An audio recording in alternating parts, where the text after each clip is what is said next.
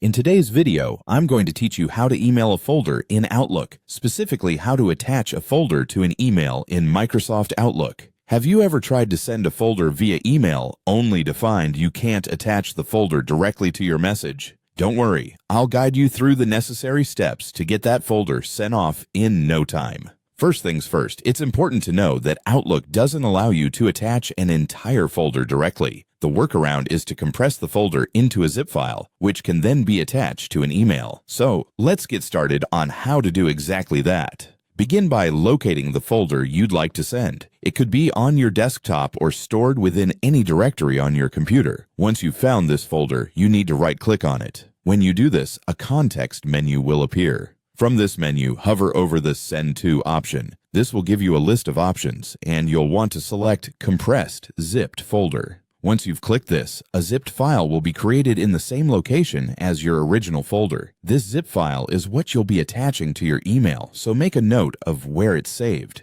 Now that you've got your zipped folder ready, it's time to move on to Microsoft Outlook and get that email going. Open Microsoft Outlook on your computer. If you're using Outlook for the first time, or if it's been a while since you last opened it, make sure you're logged into the right account. Once Outlook is open, you want to start a new email, so click on New Email, typically found in the top left of the Outlook window. With the new email window open, you'll see various options on the ribbon at the top. Find and click on Attach File. A drop-down will appear, presenting you with a few options. Choose Browse this computer since this is where your zipped folder is located. A File Explorer window will pop up, allowing you to navigate to the location of your zipped folder. Find the zipped folder you created earlier, select it, and then click Open. This action will attach the zipped folder to your email. You should now see the zipped file sitting comfortably in the email body, ready to be sent to its recipient. And that's it.